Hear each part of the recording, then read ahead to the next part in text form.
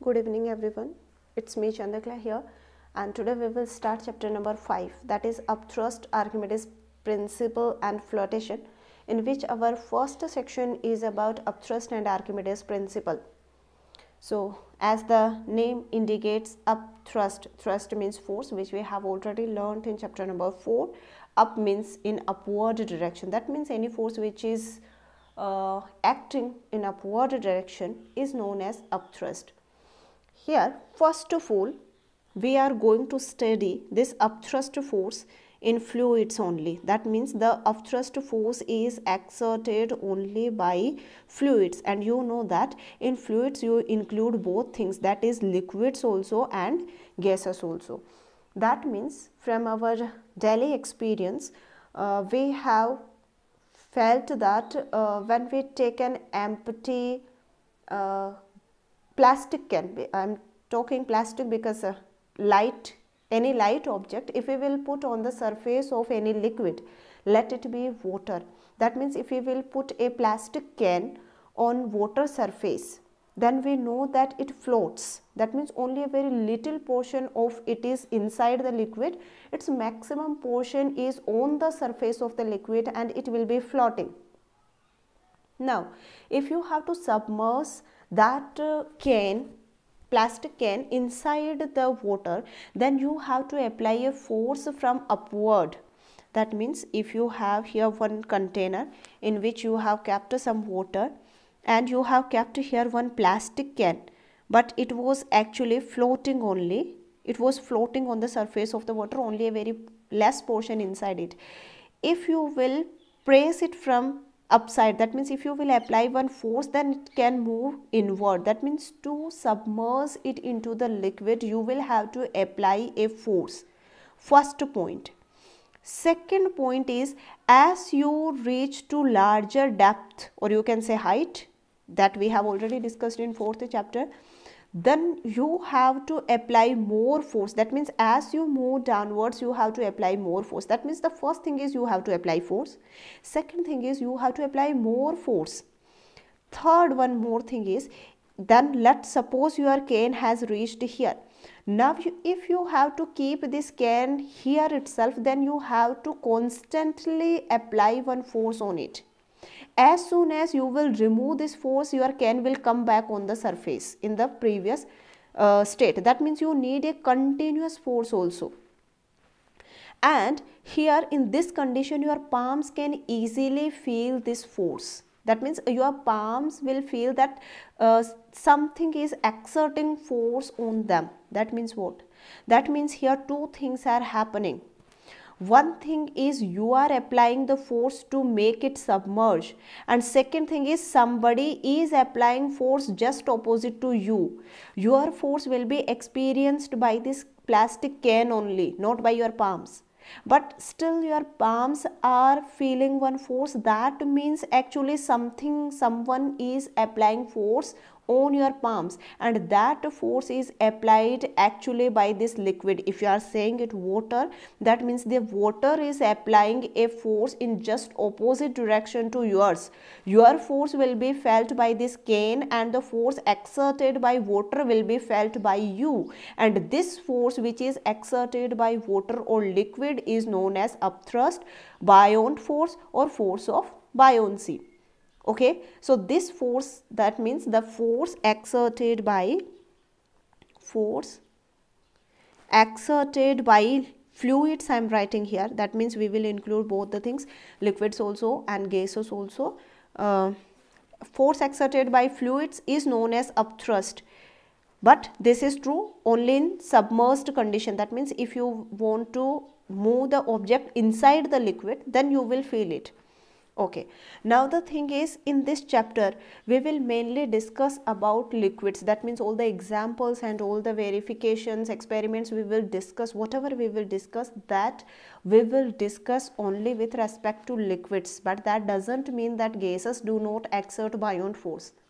Gases also exert buoyant force, but the force exerted by gases is very less, so we do not really feel it, or we do not really experience it, because you know the density of gases will be less. as compared to liquids, and soon we will see that this upthrust force depends on density also. That means the gases also exert force, but generally it's not experienced due to its low density. They are able to apply or exert only a small force, whereas in liquids we can feel it. So generally for our experiments we will see this one. So now we have a concept that if we will put any object on the surface of the water, then we have some conditions. That means your object can sink into this liquid. Second thing, it can float on the liquid, and floating also include two conditions. But right now, suppose you have kept one object. This is the surface of the water, last layer. You have kept one object. So what happened? Some portion of object is inside the water and some portion is outside the water.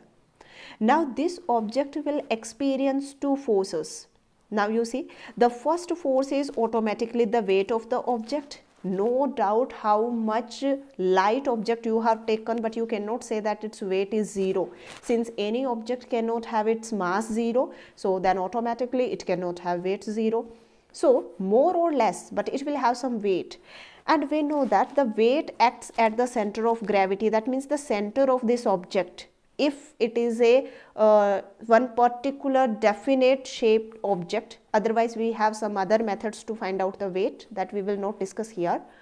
So here one force is acting on this object, that is in the downward direction, that is weight. But along with that, one more force is acting in just opposite direction of this weight, and that force is upthrust force. Now why upthrust? That we have already discussed here. That means all the liquids and gases exert a force in opposite direction. That means if this upthrust is actually trying to move this object in upward direction, and this force itself is known as upthrust force. Along with that, right now we have seen that as the depth will increase, you will have to apply larger force as compared to here. Here you have to apply more force. That means this upthrust will also have some values. If you are just want to put your object here itself, then suppose you have to apply some force. That means the liquid will apply a force on the object, upthrust force, let it be FB. But as you move at greater depth, then the force exerted by the liquid will be more, so you have to apply more force. So let that force will be F-B. This FB and F-B will not have much use for us. That means we will consider only one buoyant force, because this concept we have already learnt in 4th chapter, that as the depth will increase, then the force, or you can say pressure, will increase. So accordingly, now on the basis of this concept we have some conditions. Some conditions means when randomly we discuss that if we will put any object on the surface of any liquid, there are two possibilities. First thing, it can sink into it. For example, if you will put any iron object on the surface of the water, it will sink into it and settle at the bottom, or it can float. These are two conditions. So both the conditions we will discuss on the basis of weight and upthrust. That means in the terms of physics now. So the thing is, if the weight of the object will be more than upthrust, that means if the weight, suppose this is the weight, this is the upthrust force FB, okay. If the weight of the object is 500 gram force or kilogram force, and if the upthrust is only 200 gram force, then you know what will happen. The resultant force will be in the downward direction, and how much? That will be 300 gram force. That means one resultant force of 300 gram force is acting in the downward direction, due to which the object will sink. So automatically, if the weight of the object is more than buoyant force, or if your object is very heavy, in that condition it will sink into that particular liquid. Next thing is, if the weight of the object is less than the buoyant force, that means you have taken one light object, let its weight is 500 gram force, but the upward force, that means the upthrust force, is let 800 gram force. In that condition, you know, force is a vector quantity, right? So it will be, the resultant force will be according to vector laws only. So here 800 minus 500 is equal to 300. That means now also one resultant force is 300, but this time it is in the upward direction. That means your object will be floating on the water. Now one more thing we have, if both these forces becomes equal, then also the object floats. That means for sinking we have only one condition, that is if the weight of your object will be more than the upthrust force, then automatically it will sink. But for floating we have two conditions. For this condition, you can say that the object will be completely immersed into the, or submerged into the liquid. Submerged into liquid, that means like this, that means floating completely submerged into liquid. That means the last portion of the object will coincide with the last layer of water. So that means the object is floating but it's completely inside the water. That is this condition. And in this condition, if weight is less than the upthrust force, as we have discussed here, then what will happen? Some portion of that object will be outside the water and some portion will be inside the water. Now how much portion is inside the water, that will depend on weight of the object. That means upthrust, exerted and weight. So that means ultimately it will depend on weight of the object. It's not necessary that half portion of it will be inside the water and half portion outside. No, nothing. It's 9/10 part can be inside, outside. It's 1/10 part can be, it's 3/4 part can be, anything. That will be given in the question. That means that depends on many factors. Now for these two conditions, if this is the condition, if the weight is less than the upthrust force, then the body will be partially or partially, at both has the same meaning, partially submerged into the liquid. Partially submerged into the liquid, that means some portion of it will be outside, some portion will be inside, and this is the condition when the body completely settled down at the bottom, sinked. Okay, now from here you can conclude some conclusions. Let's see. For example, you can see that whenever the weight will be more, then you will have one resultant force, that will be W minus FV. That means obviously you will subtract the smaller number from greater number. So the resultant, here you will have some resultant force. Weight is also force, that we know, and this is automatically force. So that means the final answer also you will get as a force.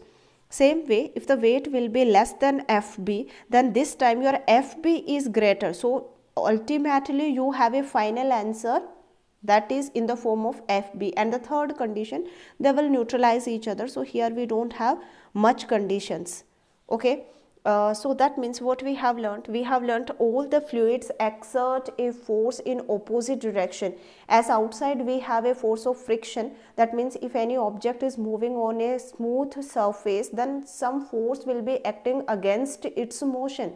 Similarly, here also if the object will move inside the liquid, then the liquid will exert a force on in upward direction. But this is only for explanation, not for writing in the exam, because when the viscous force will come into the play, then your concept will fail there. That means, so the concept is all the fluids including liquid and gases exert a force in the upward direction when any object is submerged or kept on the surface of that particular liquid. The result of sinking and floating depends on the weight of the object. That means the magnitude of weight and the upthrust force exerted by the liquid. Okay. Since this is the force, so the unit, that is SI unit, that will be Newton, and if you want CGS you can write dyne, and you know relation between Newton and dyne, so we don't need to explain it again. Rest of the things we will see in the next class. Thank you.